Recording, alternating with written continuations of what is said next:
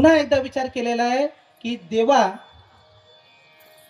ठीक आहे, आता आता जीव गेला तरी चालेल, परंतु मी माझं जे नाक आहे ते सोडणार नाही. आणि शास्त्री बुवांनी जशा पद्धतीने केलं, शास्त्री बुवा आधी आले, स्नान केलं, स्नान करून त्या ठिकाणी संध्येसाठी बसले, स्वतःचं नाक पकडलं. तशा पद्धतीने त्यांनी आंघोळ केली, तिथे येऊन बसला आणि देवाला प्रार्थना केली की देवा आता जीव गेला तरी बेहत्तर, परंतु मी माझं नाक सोडणार नाही, पण तुलाही यावं लागेल. आणि मग त्या निश्चयाने, त्या दृढतेच्या बळाने त्याने ते नाक पकडलेलं आहे. 1 मिनिट झाला, 1.5 मिनिट झाला, 1.25 मिनिटं झाले आणि त्याचा प्राण निघून जाणारच. एवढ्यात त्याला आवाज आलाय, मनमौजी नाक सोड, मी आलोय.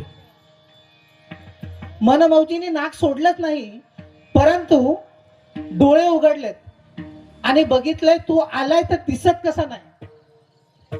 देवाने सांगितलेलं आहे, देव आलाय, देवाने सांगितलंय की मी दिसणारी वस्तू नाहीये, मी निर्गुण निराकार निरंकार आहे, मी दिसणारी वस्तू नाही, पण मी तुझ्यासाठी आलोय.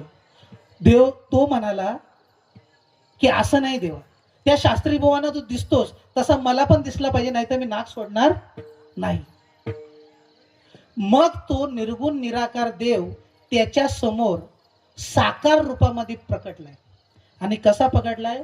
हाती शंख चक्र गदा पद्म घेऊन. मनमौजीने त्याला पाहिलंय, थोडा प्रसन्न झालाय, नाक सोडलं आणि म्हणाला देव असा असतो?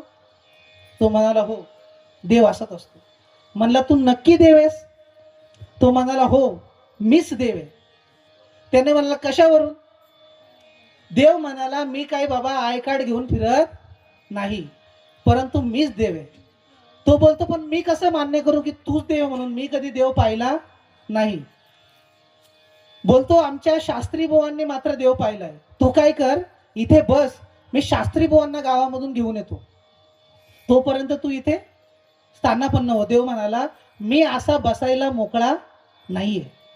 तू जर कबूल करणार असेल की मीच देव आहे तर मी इथे आहे, नाहीतर मी चाललो. तो म्हणाला जातो तर जा, माझ्याकडे नाक आहे, मी पुन्हा नाक पकडी आणि तुला यावं लागेल. देव म्हणाला बाप रे बाप, ही मोठीच पंचायत झाली. हा मनमौजी नावाचा भक्त आपल्यालाही भारी पडतोय. आणि म्हणून देव म्हणाला की ठीक आहे, मी इथं बसतो, तू ये त्या शास्त्रीला घेऊन.